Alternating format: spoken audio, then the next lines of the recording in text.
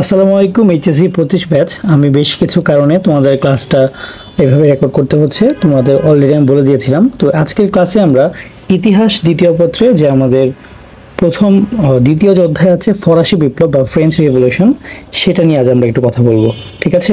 So দেখো, এই ফরাসি বিপ্লব থেকে আমাদের যে এমসিকিউগুলো এসেছে বিগত বছরগুলোতে বা যেগুলো এবছর আসতে পারে, অ্যান্ড ইম্পর্টেন্ট কিছু এমসিকিউ আমরা আজ আলোচনা করব এবং এখান থেকে আর কি কি আসতে পারে সেগুলো বলবো। দেখো, আমাদের যে প্রথম প্রশ্নটা সেটা হচ্ছে যে ফরাসি বিপ্লব কত সালে সংঘটিত হয়েছিল। সো এই চ্যাপ্টার থেকে দেখো, এই যে একটা সাল, তোমরা অনেক সময় জিজ্ঞাসা করো যে ভাই মানে সাল যে আছে এই সালগুলোর মধ্যে কোন কোন সালগুলো হচ্ছে ইম্পর্ট্যান্ট। সো দেখো, একটা বিপ্লব যখন হচ্ছে, হ্যাঁ, সো এই বিপ্লবটা কত সালে হচ্ছে সেটা তো অবশ্যই লাগবে। যেমন ধরো এখানে ফরাসি বিপ্লব, আমরা যখন অক্টোবর বিপ্লব করবো, সেই অক্টোবর বা বলশেভিক বিপ্লবটা সেটা কবে হয়েছিল? 1917 বা 1917 সালে, ঠিক আছে? সো এরকম আমাদের সালগুলো জানতে হবে। সো দেখো, এটা কি হবে অ্যান্সার? এটা অ্যান্সার হবে 1789 সালে। সো ফরাসি বিপ্লবটা আসলে দেখো একদিনে তো হয় নাই বা একটা বছরে তো হয় নাই। সো এটা কি 1789 সাল থেকে শুরু করে প্রায় অনেক দিন, ধরো যে তোমার 1800 সালের পরেও এটা কি চলেছে অনেকদিন পর্যন্ত বলতে পারো। তারপর দেখো এখানে সপ্তদশ শতকে ফরাসি রাজতন্ত্রকে একটি স্বৈরতন্ত্রী প্রতিষ্ঠানে পরিণত করেন কে? সো এখানে তোমার আমাদের ওই টাইমটাতে যে ফ্রেঞ্চ যারা তোমার সম্রাট ছিল, হ্যাঁ, তাদের মধ্যে দেখো এখানে 14th লুই বা 14দশ লুই অ্যান্ড 16th লুই, এই দুজন মানুষ, রাজনীতিবিদ ম্যাজারিন সে কিন্তু এখানে কানেক্টেড ছিল না এই স্বৈরতন্ত্রী প্রতিষ্ঠান বানাতে। এখানে 14th Luis and 16th Luis, এখানে আমাদের অ্যান্সারটা হবে 1 আর 3। সো এই যে আমাদের 16th লুই, তিনি কিন্তু একটা কথা বলেছিলেন, কি বলছিলেন? আই অ্যাম স্টেট, ঠিক আছে, আমি নিজেই কি স্টেট, আমি নিজেই কি রাষ্ট্র, এই কথাটা কিন্তু তিনি বলেছিলেন। ওকে, সো তারপর দেখো এখানে আমাদের পরবর্তী যে প্রশ্নটা সেটা হচ্ছে যে আজও হাটবাড়িয়া গ্রামের উন্নয়ন ঘটেনি। গ্রামে যাদের জমি জমা আছে তারা বিশেষ সুবিধা ভোগ করে, অ্যান্ড যাদের জমি জমা নেই তারা অধিকারহীন। জমি জমার মালিক প্রথম স্তরের এবং জমিহীনরা দ্বিতীয় স্তরের। আর এক শ্রেণীর লোক আছে গ্রামে যাদের একেবারেই কিছু নেই, তারা ভিক্ষুক, তাদের বসবাসের জায়গাটুকু নেই। উদ্দীপকের গ্রামের ন্যায় বিপ্লব পূর্ববর্তী ফ্রান্সের সমাজ কত ভাগে বিভক্ত ছিল? এখানে দেখো যে উদ্দীপকের যে গ্রাম, হ্যাঁ, এই গ্রামের ন্যায় বিপ্লব পূর্ববর্তী ফ্রান্সের সমাজকে আমরা যদি দেখতে চাই যখন মোটা দাগে 3 ভাগে ভাগ করা ছিল। একটা ছিল কি যাজক শ্রেণী, ঠিক আছে, যারা হচ্ছে তোমার রিলিজিয়াস তারা ছিল। তারপর সেকেন্ড একটা ক্লাস ছিল ধরো যারা হচ্ছে তোমার মানে একদম অভিজাত, ঠিক আছে। আর থার্ড যে শ্রেণীটা তারা ছিল কি কৃষক বা শ্রমিক এই ধরনের। সেই উদ্দীপকে দেখো যে উক্ত সময়ে ষোড়শ লুইয়ের উপর চাপ সৃষ্টি করে কারা? ওই টাইমটাতে 16th লুইয়ের উপর কারা চাপ সৃষ্টি করেছিল? অপশন যে দেখি অভিজাত শ্রেণী, হ্যাঁ, তারা কি চাপ সৃষ্টি করেছিল? তারপর কি ব্যবসায়ী শ্রেণী, সেনাবাহিনী না। সেখানে আমাদের অ্যান্সারটা হবে কি খ নাম্বার 1 আর 3। ওকে, সো পরবর্তী প্রশ্নে, আচ্ছা আমি সলভ করার টাইম একটা জিনিস তোমাকে বলবো, তুমি যখন ক্লাসটা দেখবা তুমি একটা কাজ করতে পারো, তুমি হচ্ছে কি একটু পজ করে যখন কোয়েশ্চেনটা আসবে তুমি নিজেই হচ্ছে কি একটু অ্যান্সার দিবা কমেন্টে, অ্যান্ড তোমার যদি অ্যান্সারটা হয় তুমি হইলো, না হলে আবার রাইট অ্যান্সারটা লিখবা, তাহলে দেখবে কি জিনিসটা মনে থাকে অনেক লং টাইম। ওকে, তারপর দেখো এখানে যে the spirit of the laws, এই গ্রন্থটির লেখককে? এটা লেখক হচ্ছে কি চার্লস মন্টেঙ্কু, ঠিক আছে, লেখককে চার্লস মন্টেঙ্কু। এটা একদম ইম্পর্টেন্ট একটা বই, হ্যাঁ। সো এটা কিন্তু মাঝে মাঝে আসে, এটা কিন্তু অনেক পরীক্ষাতে আসে, শুধু এইচএসসি না, তোমার বিসিএস বা ভার্সিটি অ্যাডমিশন এসবেও আসে। তারপর দেখো লকত্রা সোশ্যাল বা দ্য সোশ্যাল কন্ট্রাক্ট, এই গ্রন্থটির লেখককে? এটা লেখক হচ্ছে দেখো এখানে, এটা হচ্ছে কি যে জিন জ্যাক রুসো বা জ্যাক রুসো বলে বাংলাতে। সো উনি হচ্ছে এটা রাইটার, এটাও অনেক ইম্পর্টেন্ট পড়বা। তারপর দেখো যে ইতিহাসবেত্তারা মানে কি, যারা ইতিহাস বিষয়ে অভিজ্ঞ, যারা ইতিহাসবেত্তারা কাকে the chief prophet of revolution মানে কি বিপ্লবের একদম চিফ প্রফেট কাকে বলা হয়, কাকে বলে অভিহিত করেছেন? সেটাও কিন্তু সেম লোকটা যে তোমার একটু আগে আমরা দেখে আসলাম, সে কি করেছে, তোমার দ্য সোশ্যাল কন্ট্রাক্ট বইটা লিখেছে, ঠিক আছে। সো তাকে বলা হয় কি বিপ্লবের তোমার এই যে এখানে প্রধান প্রবক্তা, তার নাম কি জ্যাক রুসো বা জিন জ্যাক রুসো। ওকে, সো পরবর্তী প্রশ্ন যদি আমরা যাই, এখানে কি দেখবা যে সংবিধান সভা সমগ্র ফ্রান্সকে কতটি ডিপার্টমেন্ট বা প্রদেশে সমান ভাগে ভাগ করেছিলেন? এখানে দেখো এটা একটা তোমার নিউমেরিক্যাল কোয়েশ্চেন, এগুলোতে কিছু জিনিস তোমার আগে মুখস্থ করে যেতে হবে যেগুলো আগের বছরে এসেছে। এইটার অ্যান্সার হবে কি 83, ঠিক আছে, 83টি।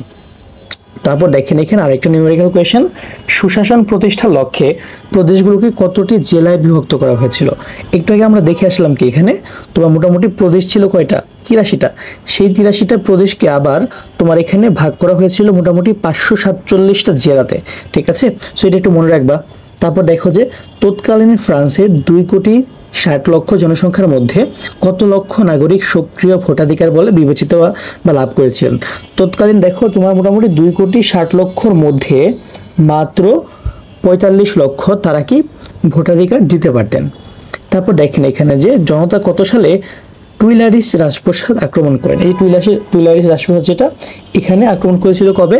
20 জুন 1792 সালে, যখন তোমার বিপ্লবটা একদম পিক মোমেন্টে আছে। হ্যাঁ, বাংলাদেশে কিছুদিন আগে যে বিপ্লব হলো না, সেই বিপ্লবে কি আমরা গণভবন আক্রমণ করেছিলাম, সেরকম। তারপর দেখেন যে রোবস্পিয়ারকে কখন গিলোটিনের মৃত্যুদণ্ড প্রদান করা হয়। দেখো এই যে রোবস্পিয়ার আর যে গিলোটিন কি তোমার হচ্ছে একটা যন্ত্র, যেটার মাধ্যমে কি মানুষকে হত্যা করা হয়। ধরো যেরকম একটা যন্ত্র, এখানে তোমার ধরো যে মাথাটা দিলে তোমার এটাকে ধাক্কা মারলে কি তার মাথাটা আগে কেটে পড়ে যায়, মানে এরকম একটা যন্ত্র টাইপ। আমি দেখাতে পারছি না এখন, সরি। সো এই রোবস্পিয়ারই কি ছিলেন? তিনি এই গিলোটিনের মানে আবিষ্কারক। এই গিলোটিনটা তিনি নিজেই বানিয়েছিলেন, ঠিক আছে। সো এটাতেই আলটিমেটলি তার মৃত্যু হয়, কারণ তিনি তোমার বিপ্লবের পরে তিনি আসলে সত্যি বলতে খুব বেশি একটা মানে ধরো যে লাফালাফি করা বা একটু তোমার সন্ত্রাসবাদটা ছড়াচ্ছিল, ঠিক আছে। সো আলটিমেটলি তাকেও এই গিলোটিনে হত্যা করা হয়। তারপর দেখো যে ফ্রান্সের কৃষক শ্রমিকদের বলা হতো কোন শ্রেণী? আমরা কি দেখলাম না যে ফ্রান্সের তৎকালীন যে সমাজটা 3 ভাগে বিভক্ত ছিল। একটা কি যাজক শ্রেণী, একটা কি ছিল তোমার যাজক শ্রেণী, একটা ছিল আমাদের যাজক শ্রেণী, একটা ছিল কি, একটা ছিল অভিজাত শ্রেণী। অভিজাত শ্রেণী একটা কি ছিল তোমার নিম্ন শ্রেণী বা হচ্ছে তোমার গরিব শ্রেণী বা নিম্ন শ্রেণী বলতে পারো। এইটার মধ্যে তোমার এই যে ফ্রান্সের কৃষক শ্রমিক তারা ছিল কি তৃতীয় শ্রেণী বা গরিব শ্রেণীর মধ্যে। সো আমাদের অ্যান্সার হবে এইটা, ঠিক আছে। সো দেখো এখানে আমরা যাই, এরপর দেখো যে ফরাসি বিপ্লব হয়েছিল। অপশনগুলো একটু দেখি আমরা কি কি মিল আছে। 1789 সালে, হ্যাঁ এটা মিলেছে। তারপর হচ্ছে রাজা ষোড়শ লুইয়ের বা 16th লুইয়ের টাইমে, হ্যাঁ এটাও মিলেছে। সো এটা আর হবে না, আমাদের অ্যান্সার হবে কি 1 and 2।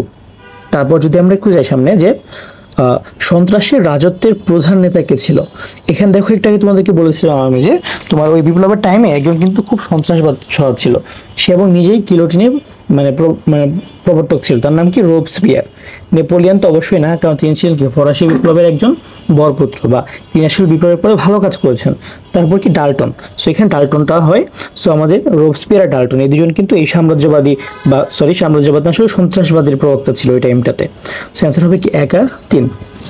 তারপর দেখেন এখানে আমাদের ছোট্ট একটা জিনিস একটু বলি, তোমরা যারা ঢাকা ভার্সিটি খ ইউনিটে ভর্তি পরীক্ষা দিবা, আমাদের কিন্তু আমার আর তোমাদের অর্ক ভাইয়ার যারা আমাদের ক্লাস করেছে, আমাদের ক্লাস যদি তোমাদের ভালো লাগে, আমাদের কিন্তু ডিইউ বি ইউনিটের একটা প্রাইভেট প্রোগ্রাম আছে, ঠিক আছে।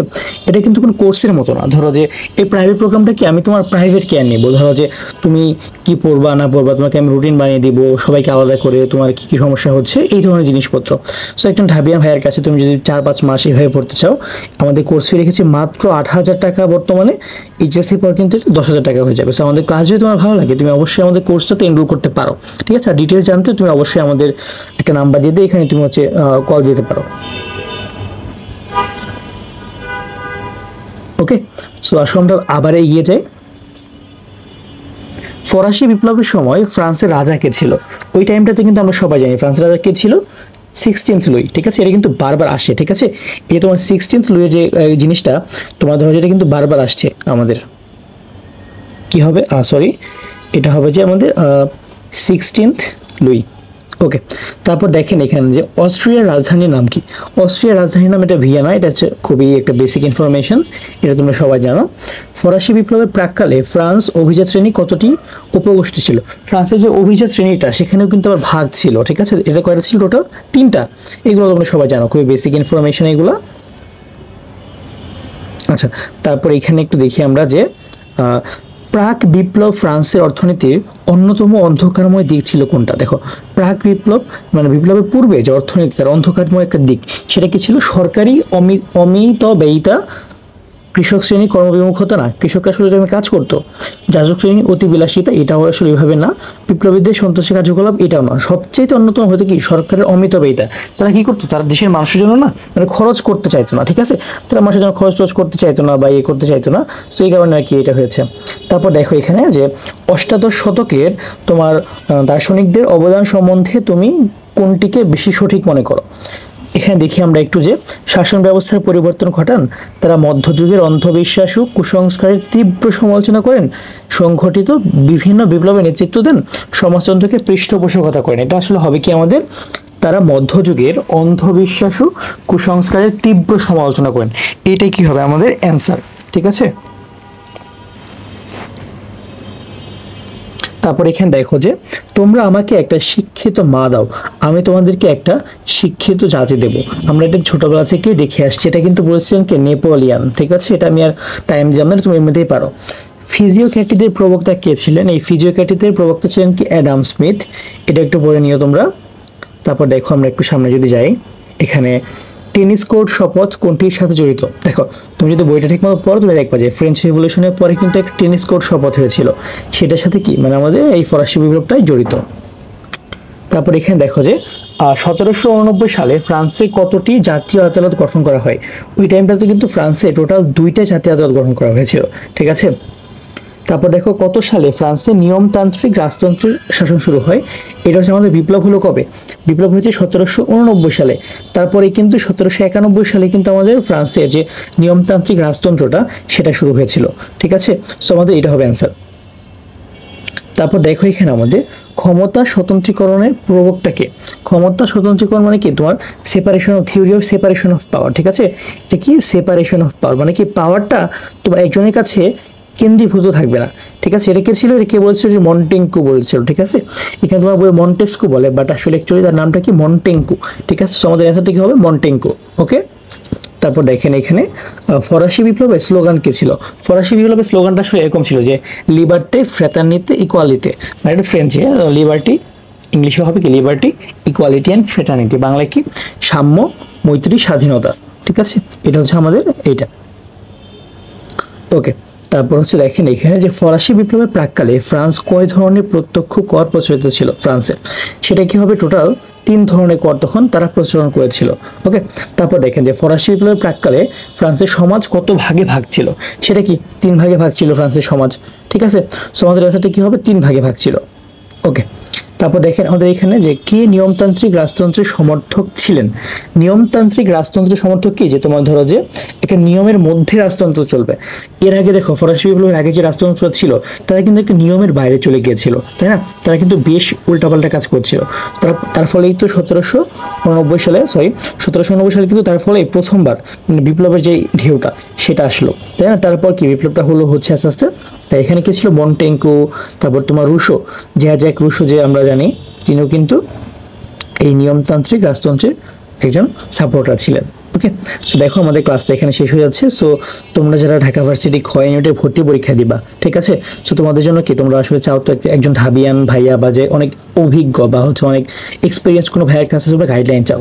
সো আমি আর তোমাদের অর্ক ভাইয়া এই জন্য চেয়েছি আমরা তোমাদের জন্য একটা প্রাইভেট ব্যাচ এনেছি, ঠিক আছে। সেই ব্যাচে আমরা মোটামুটি দেখো কি কি ফিচার আছে, বেস্ট যে ফিচারগুলো তোমরা 24/7 আমাদেরকে যে কোনো প্রশ্ন করতে পারবে, যা কিছু জানতে চাইতে পারবে, ইনশাল্লাহ আমরা হেল্প করবো। অ্যান্ড এইচএসসির আগ পর্যন্ত এটা অফার, তুমি 8,000 টাকায় ভর্তি হতে পারবা। আমাদের কিন্তু একটা ব্যাচে সর্বোচ্চ 30 জন থাকবে, তাহলে তো বুঝতে পারতেছো আমরা কেন এটার কোর্স ফিটা কিছুটা বেশি রেখেছি। সার্ভিসটা তুমি অনেক বেশি পাবা। অন্যান্য জায়গায় তুমি 2,000 টাকা যে কোর্সগুলোতে ভর্তি হবা, 3,000 টাকায় তুমি দেখবে দেখালে ফেসবুকে লাইভ ক্লাস হচ্ছে, বাট এখানে ক্লাসগুলো কি আমি তোমার একদম পার্সোনালি নেবো, যে কোনো প্রশ্ন করতে পারবা। সো আমাদের ক্লাসগুলো যদি তোমার ভালো লাগে তুমি অবশ্যই আমাদের কোর্সে এনরোল করতে পারো, ঠিক আছে। ধন্যবাদ সবাইকে, আসসালামু আলাইকুম।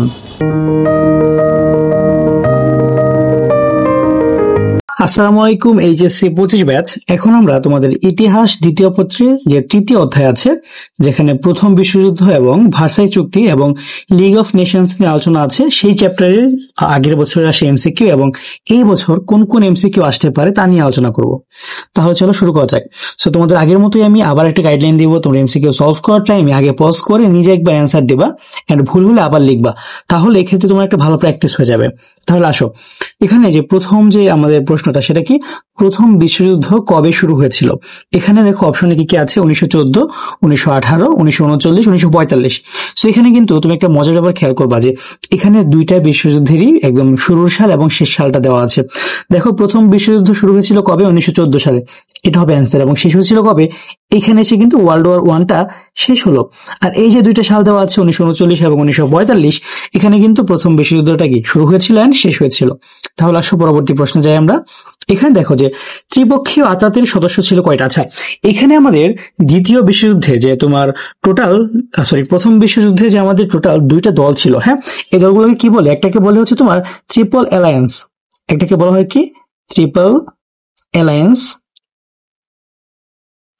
আরেকটা বলা হয় ট্রিপল অন্তন্ত, ট্রিপল অন্তন্ত। ঠিক আছে, এটা তুমি যেভাবে আমি লিখবো এটা সেটা যদি তুমি উচ্চারণ করে সেটা এনতেন্থ হবে, ঠিক আছে, বাট এটা উচ্চারণ কি ট্রিপল অন্তন্ত, ঠিক আছে, এরকম একটা উচ্চারণ হয়। ওকে, সো এটা যে বাংলাটা, যে ট্রিপল অ্যালায়েন্স, তার যে বাংলাটা সেটা কি ত্রিপক্ষীয় যে মিত্রটা, ঠিক আছে, ত্রিপক্ষীয় মিত্র ট্রিপল অ্যালায়েন্স এর বাংলাটা। আর এখানে ট্রিপল আতাত যেটা তোমার আছে সেটা যে বাংলাটা সেটা কি ত্রিপক্ষীয় আতাত, মানে কি তোমার ফ্রেন্ডশিপ, ঠিক আছে, দুইটাই সেম, অ্যালায়েন্স অন্তন্ত সেম জিনিসপত্রই, মানে একটা আতাত বা অ্যালায়েন্স সেম, একটু ভাষাগত ডিফারেন্স। সো এখানে দেখো আমাদের যে ত্রিপক্ষীয় আতাতটা, সেই ত্রিপক্ষীয় আতাতের যে মেম্বার, হ্যাঁ, এখানে তুমি দেখো আমাদের অপশনে কি কি আছে, এখানে যে ইংল্যান্ড ফ্রান্স এই দুইটা আছে অ্যান্সার, এন্ড যুক্তরাষ্ট্র। এখানে কিন্তু আমি যেটা দেখি, দেখো যে ট্রিপল অ্যালায়েন্স এর ট্রিপল অন্তন্ত এখানে কিন্তু কোনোটাই হয় না, ঠিক আছে। আমাদের প্রথম বিশ্বযুদ্ধে কিন্তু দেখো আমাদের এই যে ট্রিপল অ্যালায়েন্সটা, এখানে মেম্বার কারা কারা ছিল, এই ট্রিপল অ্যালায়েন্সের মেম্বার ছিল কি তোমার ইংল্যান্ড ছিল একটা, ফ্রান্স ছিল একটা, আরেকটা ছিল কি তোমার রাশিয়া। এটা কি ত্রিপক্ষীয় মিত্র শক্তি যেটা।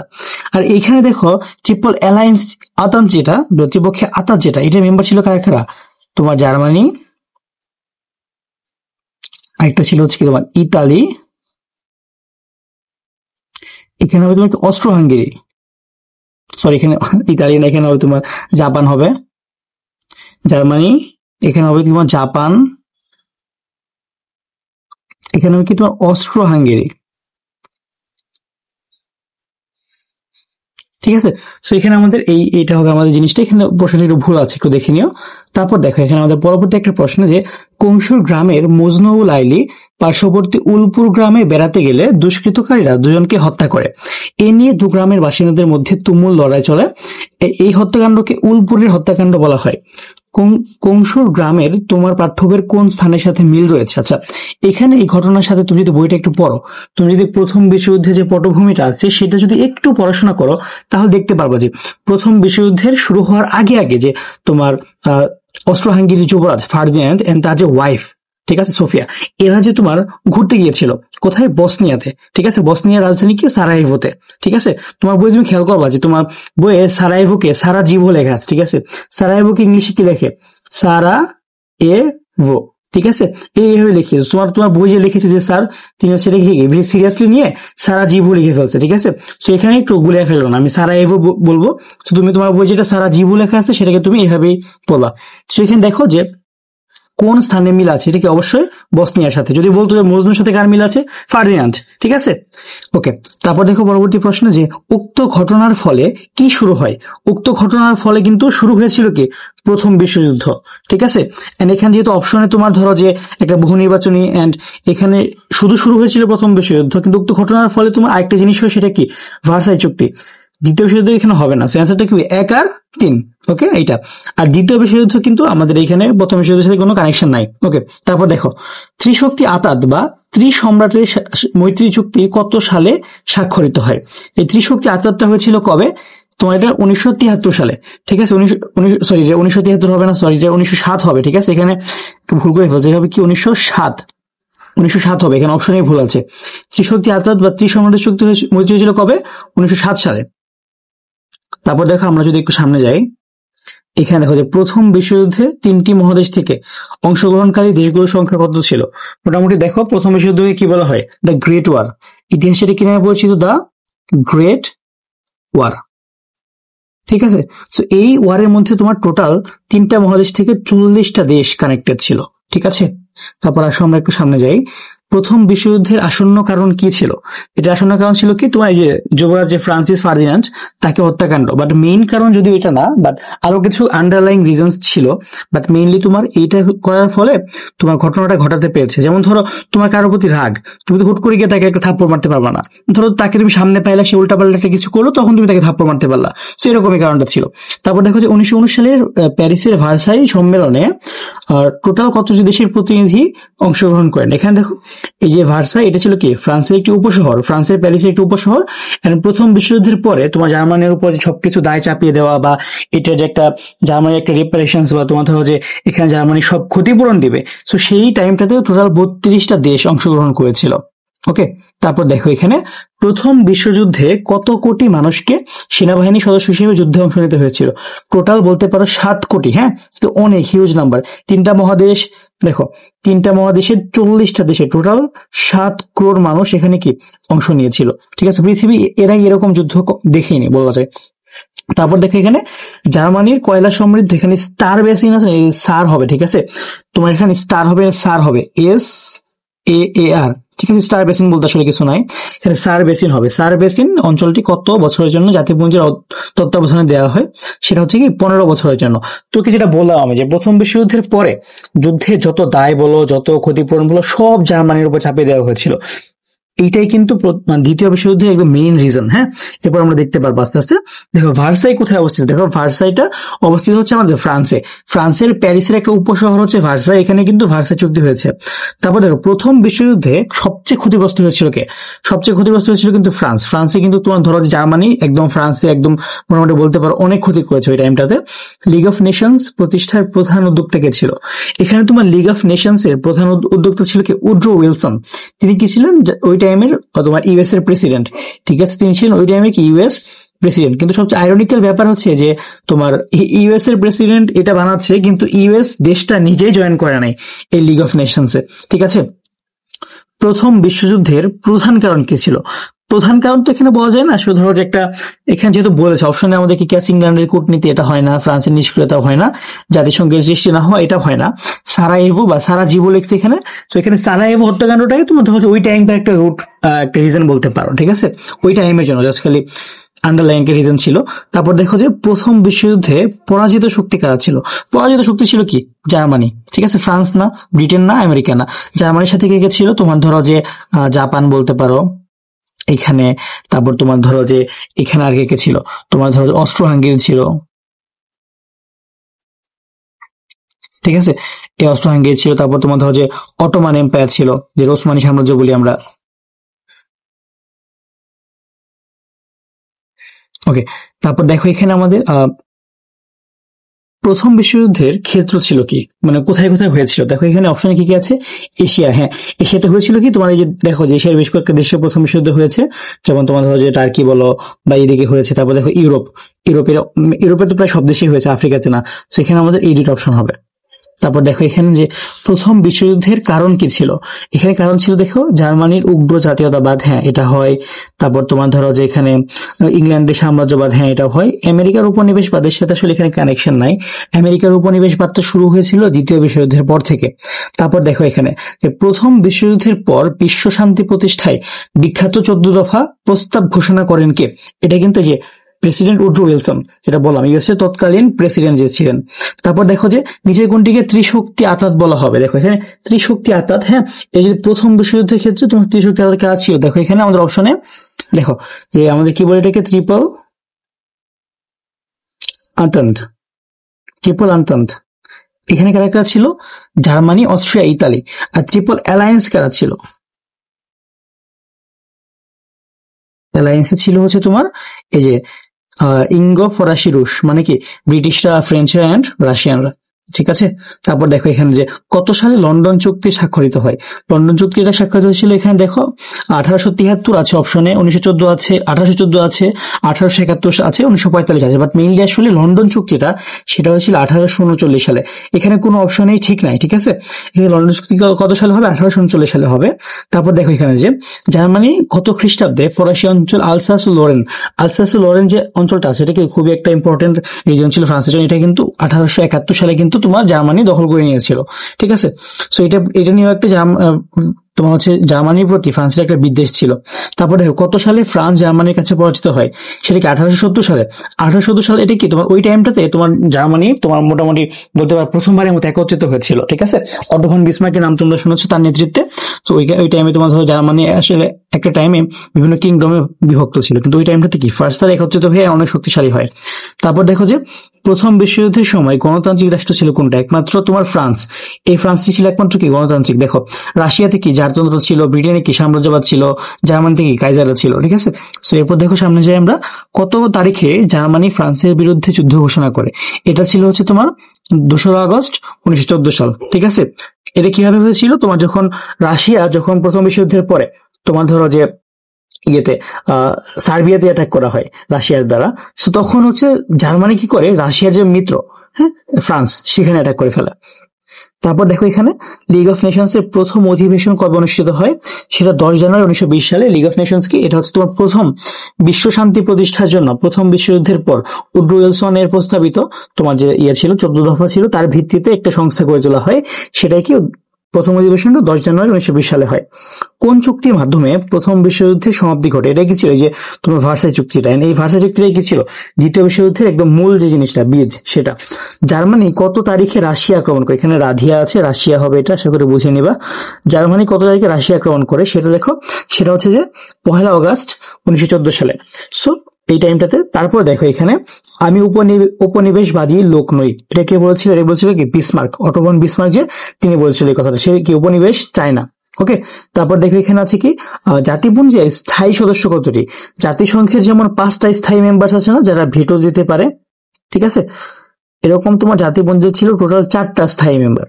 তারপর এখানে দেখো যে 20 শতকের প্রথম দিকে কোন দেশ ছিল পৃথিবীর সর্ববৃহৎ ঔপনিবেশিক শক্তি, সেটা কিন্তু ছিল ব্রিটেন। ওই টাইমটাতে কিন্তু ব্রিটেন খুবই শক্তিশালী একটা দেশ, হ্যাঁ।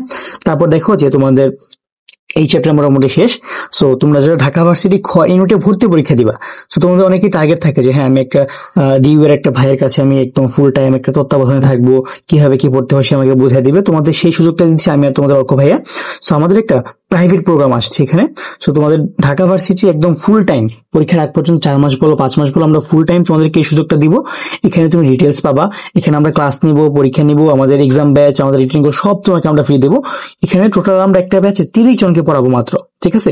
তুমি ক্লাস টাইমে কিন্তু হাত তুলে যে কোনো টাইমে প্রশ্ন করতে পারবা। সো এখানে আমাদের কোর্স ফি রেখেছি মাত্র 8,000 টাকা।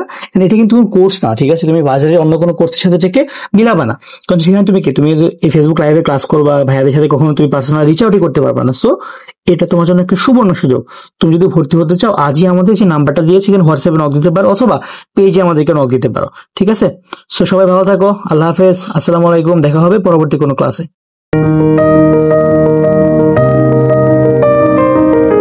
আসসালামু আলাইকুম, এইচএসসি 25 ব্যাচ।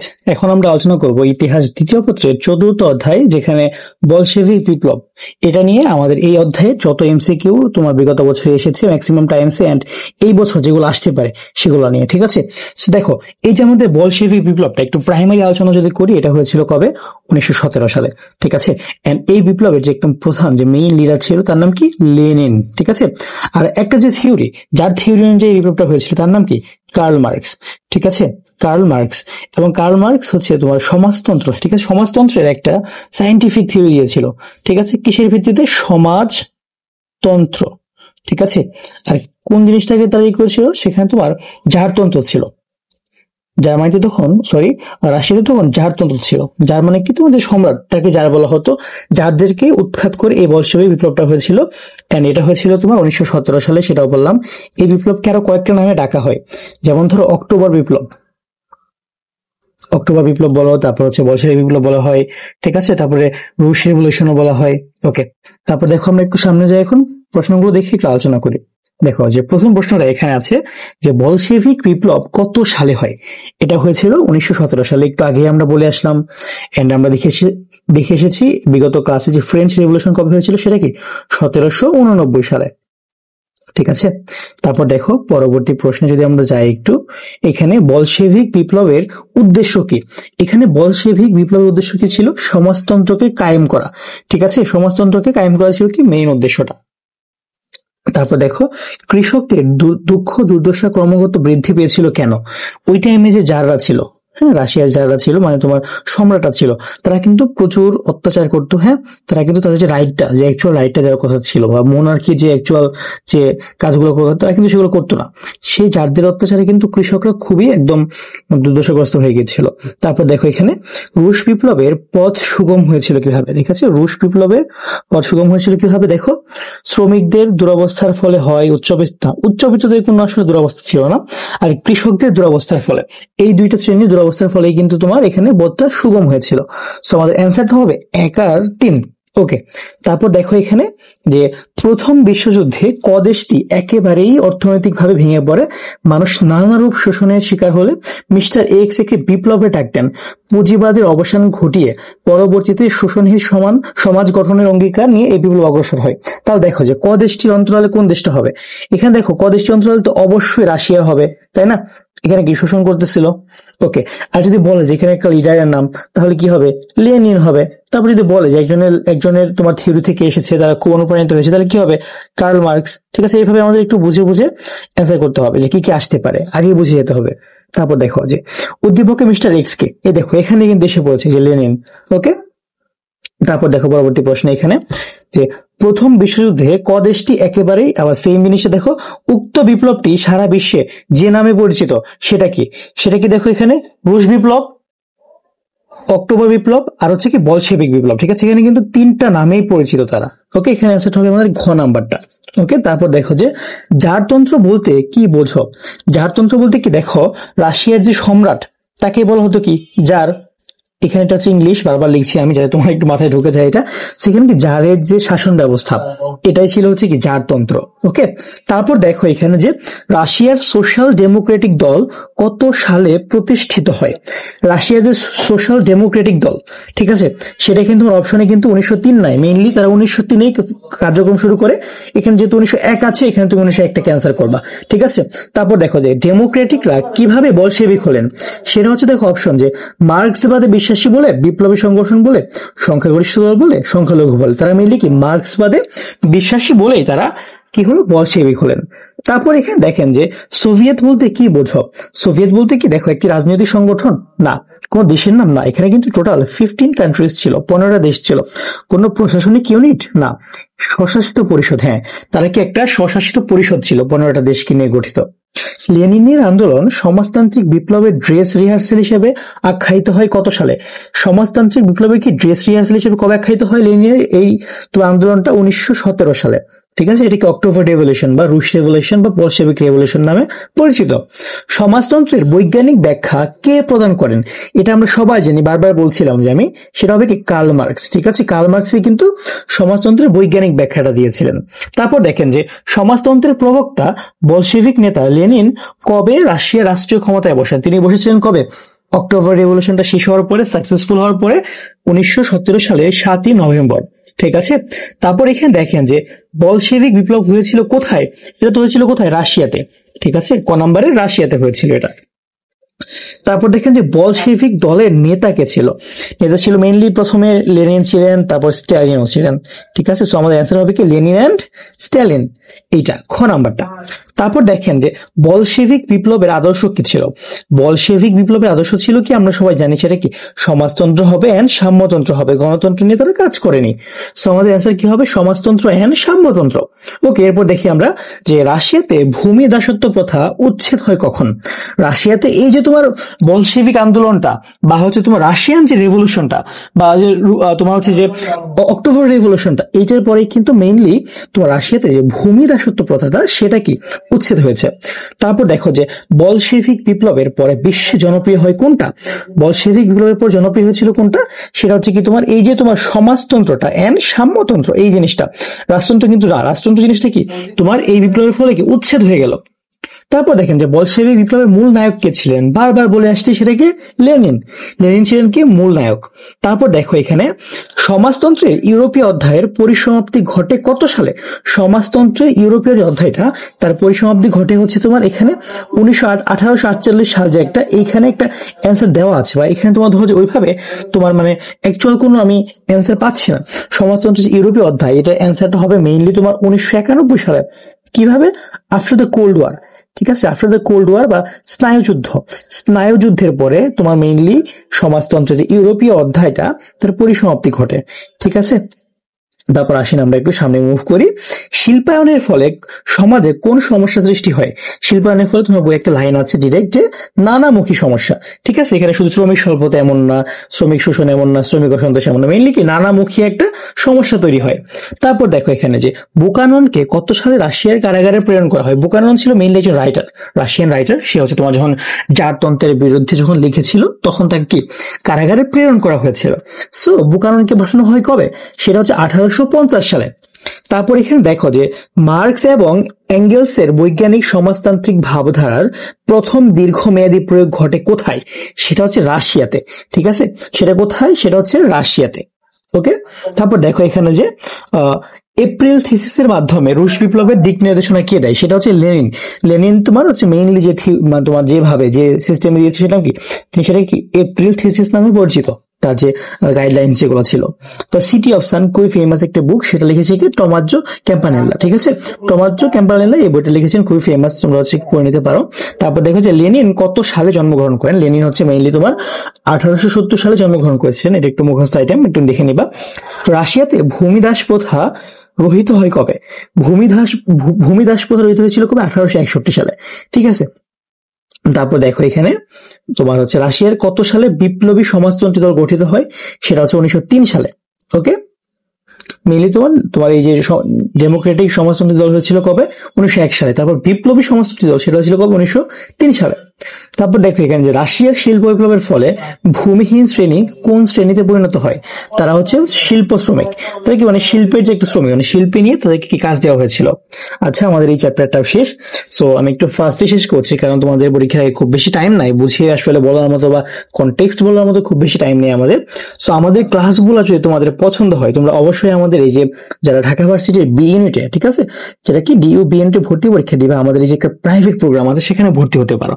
ঠিক আছে, আমাদের প্রাইভেট প্রোগ্রামটা, এখানে সব ডিটেলস দেওয়া আছে। আমরা কিছু লাইভ ক্লাস নিব, অনেক এক্সামস নিব, আমাদের যে রিটেন কোর্সটা সেটা ফ্রি দিব।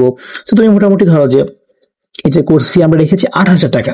সো এখানে দেখো যে তুমি সবসময় কিন্তু চাবা যে একটা ঢাবিয়ান ভাইয়া বা যারা হচ্ছে আসলে এক্সপিরিয়েন্সড, আমরা বিগত 2 বছরে প্রায় 1,000 প্লাস স্টুডেন্টকে কি ঢাবিয়ান বানিয়েছি। সো আমাদের যে এক্সপিরিয়েন্স আসলে এই সেক্টরে তুমি খুবই কম পাবা।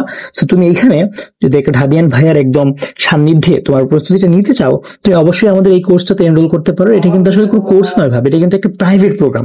তোমাকে বুঝিয়ে বলি, দেখো তুমি যখন একটা কোর্সে ভর্তি হবা যেখানে 1,000-2,000 স্টুডেন্ট, তুমি পার্সোনাল কেয়ারটা পাবা না, কিন্তু এখানে কিন্তু তোমাকে আমরা পার্সোনাল কেয়ারটা দিচ্ছি ইনশাল্লাহ। ঠিক আছে, তুমি যে কোনো টাইমে আমাকে কল করতে পারবা, যে কোনো টাইমে একটা জিনিস হেল্প নিতে পারবা অবশ্যই। ওকে, সো এটাই তোমাদের জন্য আমার গাইডলাইন থাকবে। তোমরা চাইলে ঠিক আছে ভর্তি হয়ে যেতে পারো 4-5 মাসের জন্য, আসলে 8,000 টাকা খুব বেশি না। ওকে, সো তুমি চাইলে এখানে ভর্তি হতে পারো। তুমি ভর্তি হলে আমাদেরকে জানিও, আমাদের পেজে নক দিতে পারো, আমাদের অন্বেষণের যে নাম্বারটা আছে সেখানেও কল করতে পারো। ঠিক আছে, তাহলে ভালো থাকো সবাই, আল্লাহ হাফেজ, আসসালামু আলাইকুম।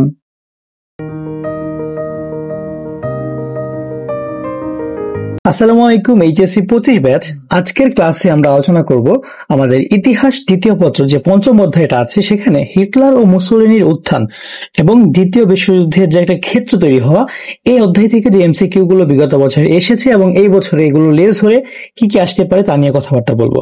তাহলে দেখো, আমরা সবাই জানি যে প্রথম বিশ্বযুদ্ধ যে হয়েছিল তারপর একটা চুক্তি হয়েছিল। সেই চুক্তির নামটা কি? ভার্সাই চুক্তি। সেটা কি ফ্রান্সের প্যারিসের একটা উপশহর ভার্সাই নগরীতে হয়েছিল। এন্ড এই চুক্তিতে সমস্ত দায় দায়িত্ব সবকিছু দিয়ে দেওয়া হয়েছিল কার উপরে? জার্মানির উপরে, যে সব দোষ জার্মানি। ঠিক আছে, এইগুলো দেওয়ার পরে হিটলার তার উত্থান হয়, সে নাজি পার্টিটা গঠন করে। এন্ড ওইদিকে ইতালিতে একটা নতুন ফ্যাসিস্ট তৈরি হয়। তার নাম কি? তার নাম ছিল হচ্ছে তোমার মুসোলিনি। সেই মুসোলিনি এবং হিটলার এই দুজনের যে বেপরোয়া ভাব এবং তাদের যে আসলে ক্ষোভ আমাদের যে অন্য একটা পার্টি ছিল তাদের উপর, এবং এইখান থেকে কিভাবে দ্বিতীয় বিশ্বযুদ্ধের উত্থান হয় সেগুলো আমরা আজকে এমসিকিউ দেখবো। আসো, এখানে দেখো যে হিটলার কোন দেশের অধিবাসী ছিলেন। এটা কিন্তু আমরা অনেকেই দেখার পরে একদম লাফায় লাফায় জার্মানিতে অ্যান্সার করবো, কিন্তু আসলে এটার অ্যান্সার কি হবে? এটা হবে অস্ট্রিয়া। হিটলার কিন্তু বাইবর্ন একজন অস্ট্রিয়ান ছিলেন। তারপর দেখেন এখানে যে হিটলারের উত্থানের কারণ কি ছিল। হিটলারের উত্থানের কারণ যদি আমরা দেখি, এখানে জার্মানির উপর আর্থিক শর্তারোপ, হ্যাঁ জার্মানির উপর প্রচুর আর্থিক শর্তারোপ দেওয়া হয়েছিল। জার্মানির অস্ত্র বেশি ছিল না এমন কিছু না। এন্ড ভার্সাই চুক্তি, একটু বললাম যে ভার্সাই চুক্তিতে কিন্তু সমস্ত দায় দায়িত্ব কি জার্মানির উপর দেওয়া হয়েছিল। জার্মানি কিন্তু প্রচুর পরিমাণ আর্থিক শর্তারোপ দেওয়া হয়েছিল। তাদের আর্মিতে 2 লক্ষের বেশি মেম্বার থাকতে পারবে না, তারা নেভি বড় করতে পারবে না, তাদের এই অঞ্চল দিয়ে দিতে হবে, ওই অঞ্চল দিয়ে দিতে হবে, এইভাবে কিন্তু প্রচুর শর্ত দেওয়ার কারণে তাদের মধ্যে কিন্তু একটা ক্ষোভ তৈরি হয়েছিল। তারপর দেখো এখানে যে অধ্যাপক আসওয়াদ সুলতানার মধ্যে ছাত্রদের আকর্ষণ ও আনুগত্য অর্জনের ক্ষমতা ছিল। তার বক্তব্য ছাত্রদের অভিভূত করত। তিনি মানুষের মাঝে কথা বলতে গিয়ে আবেগের স্রোতে ভাসিয়ে দিতে পারতেন। অধ্যাপক আসওয়াদ সুলতানার সাথে ইউরোপের কোন দেশের প্রধানের সাদৃশ্য রয়েছে? এখানে যদি আমরা দেখি, আসলে দেখো এখানে আমরা কি দেখবো, এখানে মোটামুটি তোমার রুজভেল্ট তো হবে না, ঠিক আছে, সে কিন্তু ইউরোপিয়ান না। সো এখানে তিনটা দেখি আমরা, লেনিন, মুসোলিনি, হিটলার। লেনিন তো রাশিয়ান, সো ইউনিও বাদ। এখানে মুসোলিনি বা হিটলার দুজনের একজন হবে, আমরা বুঝতে পারছি। সেখানে হবে কি হিটলার। হিটলার কিন্তু এটা করতে পারতেন প্রচুর পরিমাণে, তার বক্তব্য কিন্তু মানুষ প্রচুর মানে শুনতো একদম বিমোহিত হয়ে। তুমি চাইলে এই জিনিসটা তুমি সার্চ করে ইউটিউবে দেখতে পারো তার একটা বক্তব্য। উক্ত নেতার মধ্যে যেসব বৈশিষ্ট্য পরিলক্ষিত হয় সেগুলো কি? দেখো এখানে আমাদের অপশনস আছে সীমাহীন ধৈর্য, হ্যাঁ হিটলারের আসলেই সীমাহীন ধৈর্য ছিল। আপন করে নেওয়ার ক্ষমতা, হ্যাঁ হিটলারের মধ্যে এটাও ছিল। জনতাকে আকর্ষণ করার ক্ষমতা, এটাও ছিল। সো এই অ্যান্সার হবে ঘ নাম্বারটা। তারপর যদি আমরা দেখি এখানে যে হিটলার কখন জার্মান ওয়ার্কার্স পার্টিতে যোগদান করেন? হিটলার কিন্তু 1920 সালে জার্মান ওয়ার্কার্স পার্টিতে যোগদান করেছিল, ঠিক আছে। হিটলার তার আত্মজীবনী মাইন ক্যাম্প বা মাই স্ট্রাগল, এটাকে আমরা যদি ইংলিশে ট্রান্সলেট করি এটা কি হবে? মাই স্ট্রাগল। মাই স্ট্রাগল। হিটলার কবে মাই স্ট্রাগলটা রচনা করেছিল? সেটা 1924 সালে। কখন? তিনি যখন জেলখানায় ছিলেন, ঠিক আছে। হিটলার কখন জার্মান ওয়ার্কার্স পার্টির নাম national socialist German workers party, সংক্ষেপ কি নাজি পার্টি, এইটা তিনি কবে রেখেছিলেন? এটা কিন্তু তিনি জয়েন করার পর 1920 সালে করেছিলেন এটা। তারপর দেখেন যে দ্বিতীয় বিশ্বযুদ্ধের সূত্রপাত কে ঘটিয়েছিল? সেটাকে অবশ্যই জার্মানি, আমরা জানি। তারপর দেখেন এখানে কিসের মাধ্যমে? তিনি পোল্যান্ড আক্রমণের মাধ্যমে করেছিল। তারপর যদি আমরা দেখি এখানে দ্বিতীয় বিশ্বযুদ্ধে অংশগ্রহণকারী দেশসমূহের সংখ্যা কয়টা ছিল? টোটাল 61টা দেশ এখানে অংশগ্রহণ করেছিল। তারপর দেখো পৃথিবীর 8 কোণকে এক ছাদের নিচে জড়ো করার ঘোষণা কে দিয়েছিল? এটা কিন্তু দিয়েছিল ফ্যাসিবাদী জার্মানি বা নাজিবাদী জার্মানি। তারা বলেছিল কি আমরা পৃথিবীর 8টা কোণকে একত্রিত করে ফেলবো। তারপর দেখো এখানে যে হিটলার ও মুসোলিনি কত সালে অক্ষশক্তি চুক্তি স্বাক্ষর করেন? এটা করেছিল তারা কবে? 1936 সালে। এবং 1939 সালেই কিন্তু সেকেন্ড ওয়ার্ল্ড ওয়ারটা শুরু হয়েছিল, ঠিক আছে। এন্ড কিভাবে? হিটলার যখন তোমার পোল্যান্ড অ্যাটাক করে তার মাধ্যমে। ওকে, তারপর দেখো এখানে মিউনিখে হিটলার মুসোলিনির মধ্যে সম্পাদিত চুক্তিকে মিউনিখ ষড়যন্ত্র বলা হয়। এই চুক্তি অনুসারে সম্পাদিত হয় কবে? এই চুক্তিটা হয়েছিল কবে? 1938 সালে। ওকে, তারপর দেখো এখানে যে দ্বিতীয় বিশ্বযুদ্ধ কত সালে শুরু হয়? এটা হচ্ছে কি 1 সেপ্টেম্বর 1939 বা 1 সেপ্টেম্বর 1939 সালে প্রথম শুরু হয়েছিল। কিভাবে? হিটলার যখন পোল্যান্ড আক্রমণ করে, ঠিক আছে, এর মাধ্যমে শুরু হয়েছিল। তারপর দেখেন এখানে দ্বিতীয় বিশ্বযুদ্ধ কত বছর স্থায়ী ছিল? এটা কি 5 বছর টোটাল। 1939 থেকে 1944 সাল পর্যন্ত ছিল। তারপর এখানে দেখেন টোটাল, সরি এখানে হচ্ছে 1945 হবে অ্যাকচুয়ালি।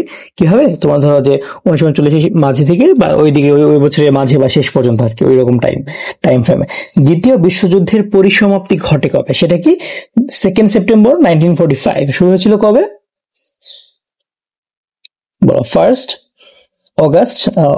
দাঁড়াও আমি একটু রিকল করে নিই আবার। হ্যাঁ 1 সেপ্টেম্বর। হ্যাঁ 1 সেপ্টেম্বর 19, এখানে 2 সেপ্টেম্বর শেষ হচ্ছিল। 1 সেপ্টেম্বর 1939, ঠিক আছে, এখানে শুরু হয়েছিল।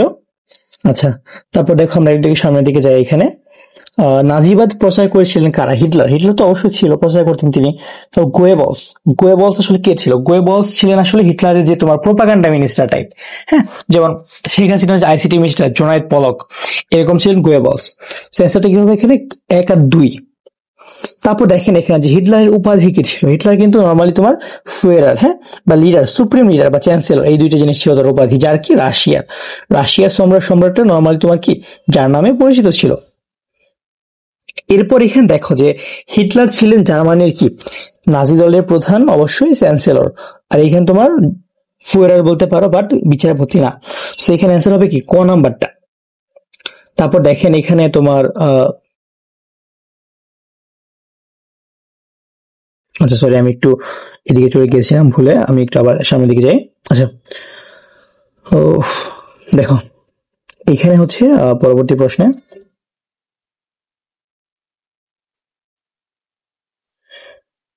আচ্ছা, আরেকটু সরি।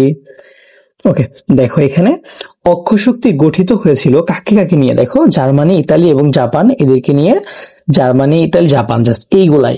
এই পরের একটাও মিলে না, তো এখানে তোমার অ্যান্সারটা হবে শুধু এক। হ্যাঁ, ওকে। তারপর দেখেন এখানে রাশিয়ার বলশেভিক আদর্শে উদ্বুদ্ধ জার্মান কমিউনিস্টগণ কি নামে পরিচিত ছিল? তারা ছিল মেইনলি তোমার স্পার্টামাস। আচ্ছা দাঁড়াও, এইটা কি বললাম আমি? এটা ছিল মেইনলি তারা নাজি, ঠিক আছে, নাজি বা নাৎসি, হ্যাঁ, নাজি নামে পরিচিত ছিল তারা।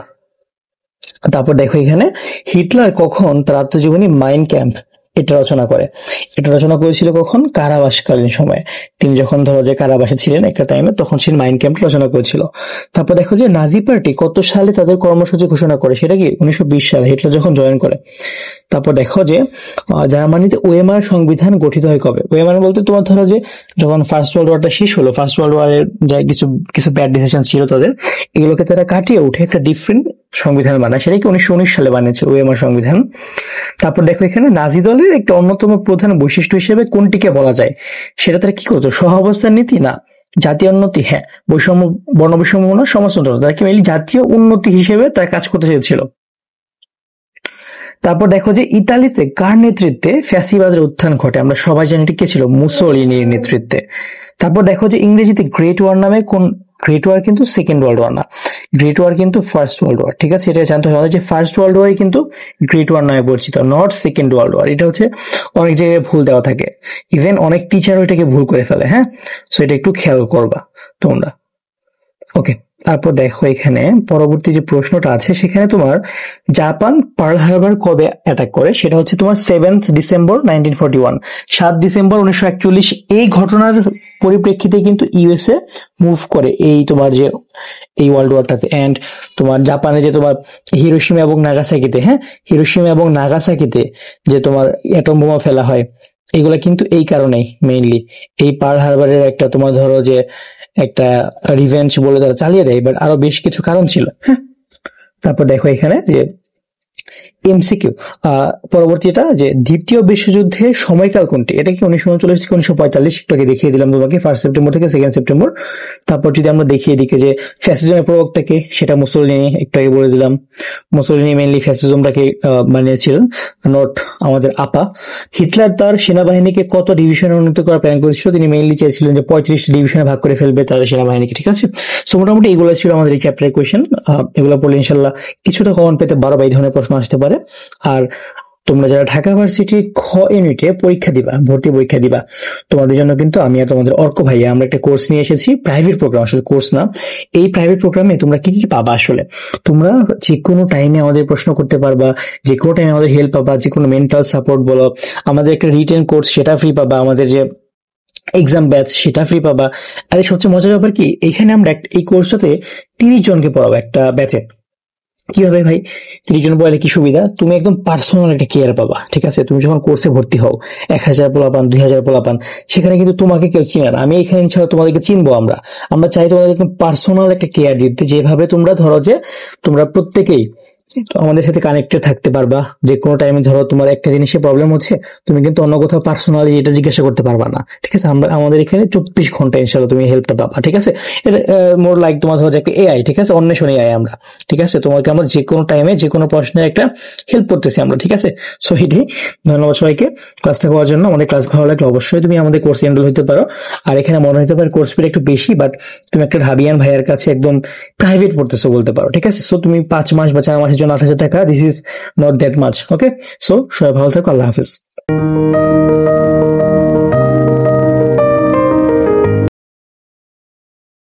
আসসালামু আলাইকুম, এইচএসসি 25 ব্যাচ। এখন আমরা আলোচনা করব ইতিহাস দ্বিতীয় পত্রের ষষ্ঠ যে অধ্যায়টা আছে, জাতিসংঘ ও বিশ্ব শান্তি। এই অধ্যায় থেকে বিগত বছরগুলোতে যে এমসিকিউ গুলো এসেছে সেগুলো নিয়ে, এবং এবছর কি কি আসতে পারে তা একটু আলোচনা করে দিব। ওকে, সো জাতিসংঘ ও বিশ্ব শান্তি, এখানে তোমার আমরা একটু দেখে নিই কিছু বেসিক। যে 1945 সালে কিন্তু এই জাতিসংঘটা তোমার হচ্ছে তৈরি করা হয়েছিল, এবং এর আগে বেশ কিছু কনফারেন্স হয়েছিল, এন্ড এটা হয়েছিল তোমার সেকেন্ড ওয়ার্ল্ড ওয়ার এর পরে, ঠিক আছে। সেকেন্ড ওয়ার্ল্ড ওয়ার যে পৃথিবী একটা হরর সিচুয়েশন দেখেছে, সেজন্য মনে হয়েছিল যারা বিশ্ব নেতা ছিল, স্পেশালি তোমার রুজভেল্ট, দেন চার্চিল, এরা কি মনে করলো যে হ্যাঁ আমাদের এখন একটা এমন একটা সংস্থা দরকার যারা এরকম বিশ্ব শান্তিটা প্রতিষ্ঠা করতে পারবে এবং বিশ্ব শান্তির লক্ষ্যে কাজ করতে পারবে।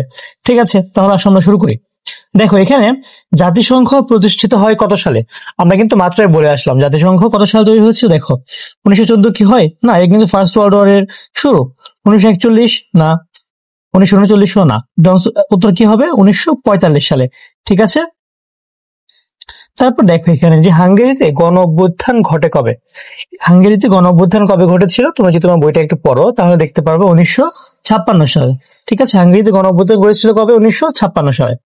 তারপর দেখো আমাদের এখানে একটা উদ্দীপক দেওয়া আছে, এখানে কি আছে দেখো যে লস্করপুর ও মোকামপুর গ্রামের মধ্যে কলহ ক্রমাগতই বেড়ে চলল, উভয় পক্ষের সমর্থক ছিল অনেক। গ্রামের মানুষ প্রথমবারের কলহের পর একটি সমঝোতার জন্য কমিটি গঠন করা। আচ্ছা, এখানে আমরা দেখতে পাচ্ছি কি যে প্রথমবারের যে কলহটা, তারপর কি একটা সমঝোতার জন্য কমিটি গঠন করা হলো, কিন্তু কমিটি কিছুই করতে পারেনি। অতঃপর দু দলের মধ্যে আবার কলহের সৃষ্টি হলে অনেক লোক হতাহত হয়। প্রথমবারের কমিটি বাদ দিয়ে দ্বিতীয়বারের জন্য আরো একটি কমিটি গঠন করা হয় যাতে ভবিষ্যতে কলহের সৃষ্টি না হয়। দেখো এখানে আমাদের সেকেন্ড টাইম একটা হয়েছে, সো প্রথমবার একটা হয়েছে, সেকেন্ড টাইম একটা হয়েছে। আমরা কিন্তু ইজিলি বুঝতে পারতেছি যে প্রথমবার যেটা হয়েছে সেটা কি তোমার ওয়ার্ল্ড ওয়ার ওয়ান, বা প্রথম যে কলহটা সেটা কি ওয়ার্ল্ড ওয়ার ওয়ান। আর প্রথমবার যে কমিটি সেটা কি লিগ অফ নেশনস, এলওএন দিয়ে বুঝালাম কি লিগ অফ নেশনস। আর তোমার সেকেন্ড ওয়ার্ল্ড ওয়ারটা কি তোমার হচ্ছে এখানে সেকেন্ড যে কলহটা হয়েছে। ঠিক আছে, তারপর তো যেটা হবে সেটা কি ইউএন। ঠিক আছে, তাহলে দেখো যে উদ্দীপকের প্রথম কমিটির মতো প্রথম বিশ্বযুদ্ধের পর কোন সংগঠনটি গঠন করা হয়? দেখো এখানে কিন্তু আমাদের অ্যান্সারটা কি হবে, এটা হবে তোমার জাতিপুঞ্জ। ঠিক আছে, এখানে উত্তরটা কি হবে? এখানে দেখো অপশন না, এটা কি লিগ অফ নেশনস বা লন বা জাতিপুঞ্জ। ঠিক আছে, এর উত্তর কি হবে জাতিপুঞ্জ। এটা কিন্তু আমাদের এখানে নাই, এটা কি হবে জাতিপুঞ্জ। ওকে, সো এটা হবে আমাদের অ্যান্সার যে জাতিপুঞ্জ থাকে এখানে। তারপর দেখো এখানে এখানে কি বলছে আমাদের প্রথম বিশ্বযুদ্ধের পর যেটা, সেটা অবশ্যই জাতিপুঞ্জ।